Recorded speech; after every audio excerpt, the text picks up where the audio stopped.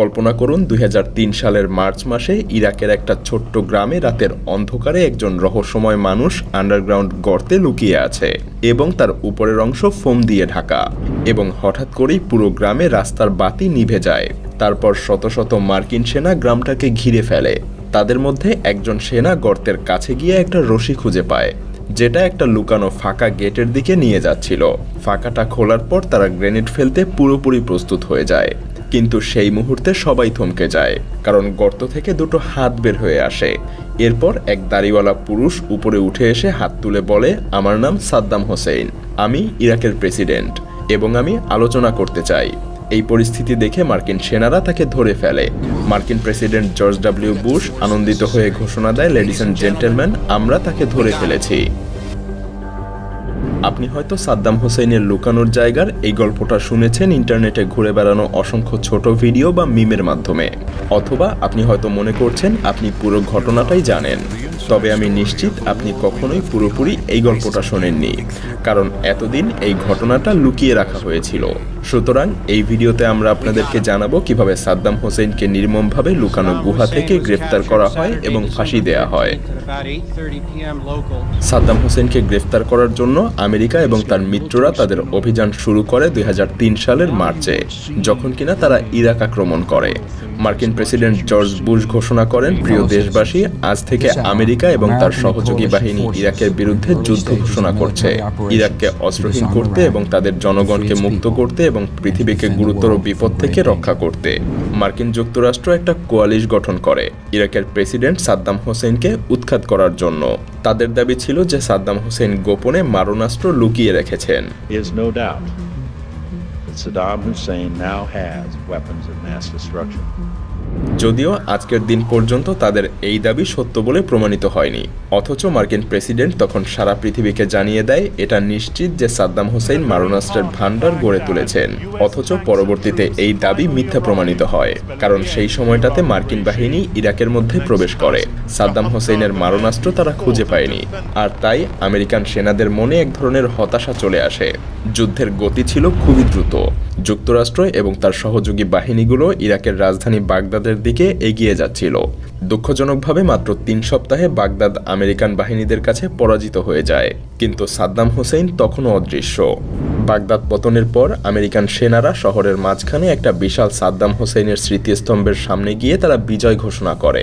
American সেনারা প্রথমে সেখানে তাদের পতাকা উত্তোলন করে, যা ইরাকিদের মধ্যে এক ধরনের ক্ষোভ সৃষ্টি করে।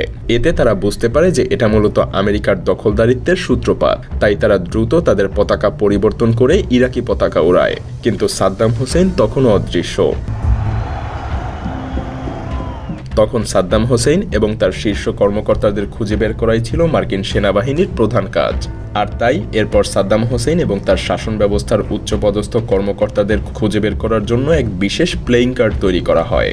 এই কার্ডে ছিল সাদ্দাম এবং তার শাসনের 52 জন সবথেকে শীর্ষ কর্মকর্তার ছবি, যাতে করে মার্কিন সেনারা সহজেই তাদেরকে চিহ্নিত করতে পারে। আর সাদ্দাম হোসেন ছিল এই তালিকার একদম শীর্ষে। তার 2 ছেলে উদয় এবং কুশাই ছিল পরের সিরিয়ালে।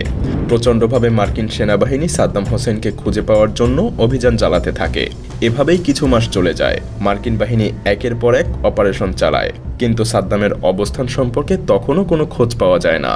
এমন অবস্থায় মার্কিন সরকার সাদ্দামের 2 ছেলে উদয় এবং কুশাইয়ের জন্য $15 মিলিয়ন এবং সাদ্দামের জন্য $25 মিলিয়ন পুরস্কার ঘোষণা করে। এটা ছিল মূলত একটা বড় ধরনের প্রলোভন।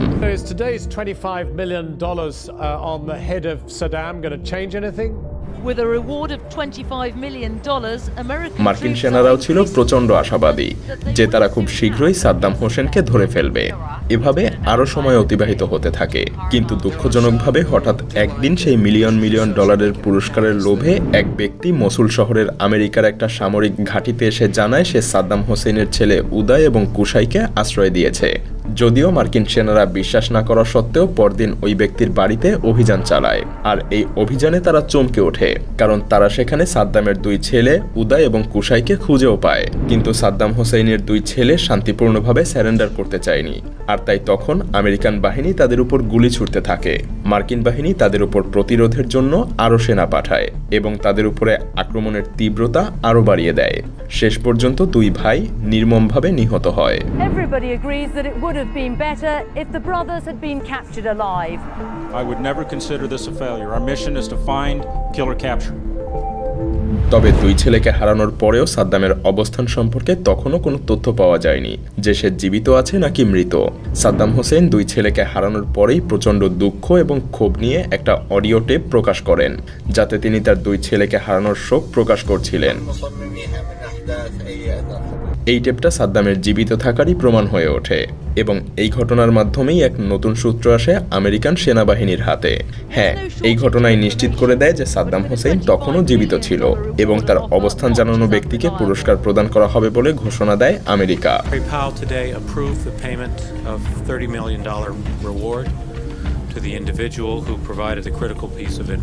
মার্কিন সরকার $30 মিলিয়ন পুরস্কার প্রদান করবে বলে ঘোষণা দিয়েছিল তখন। আর এই পুরস্কারের লোভেই অনেক ইরাকি জনগণ বিভিন্ন গোপন তথ্য আমেরিকান বাহিনীর হাতে পৌঁছে দিতে থাকে। এমনকি একসময় সাদ্দাম হোসেনের কিছু কিছু ব্যক্তিগত বডিগার্ড এবং তাদের সহযোগীরাও সাদ্দাম হোসেনের অবস্থান সম্পর্কে গুরুত্বপূর্ণ তথ্য দিয়ে দিয়েছিল আমেরিকান বাহিনীর হাতে।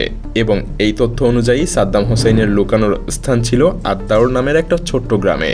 অতি দ্রুত মার্কিন বাহিনী এই গ্রামে অভিযান চালায় এবং সাদ্দাম হোসেনের অবস্থান খুঁজে বের করতে তারা দুটো ফার্ম হাউস পরীক্ষা করে, কিন্তু তারা কিছুই খুঁজে পায়নি। তবে শেষ পর্যন্ত মোহাম্মদ ইব্রাহিম নামে এক ব্যক্তি একটা ফাঁকা গেটের দিকে ইঙ্গিত করে, যেখানে মূলত সাদ্দাম হোসেনই লুকিয়েছিলেন। আর এভাবেই অবশেষে সাদ্দাম হোসেন ধরা পড়ে এবং মার্কিন সেনারা তাকে জীবিত ধরতে সক্ষম হয়। আর সেই সাথে মার্কিন প্রেসিডেন্ট ঘোষণা দেয়,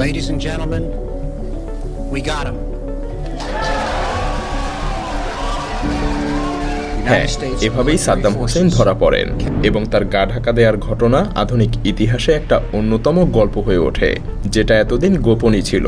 দুঃখজনকভাবে সাদ্দাম হোসেন ধরা পড়ার পরেও মার্কিন বাহিনী ইরাক যুদ্ধ শেষ হয়নি, বরং ইরাক দিনের পর দিন আরও ধ্বংসের দ্বারপ্রান্তে পা বাড়াতে থাকে। আর বর্তমানে ইরাকের কি অবস্থা তা আমরা সবাই জানি। যদিও আমেরিকা এবং তার মিত্ররা যে অজুহাতে সাদ্দাম হোসেনকে গ্রেফতার করে ফাঁসিতে ঝুলিয়েছে সেটা আজ পুরো পৃথিবীবাসীর সামনে মিথ্যা প্রমাণিত হয়েছে, আর শেষ হয়ে গিয়েছে ইরাক।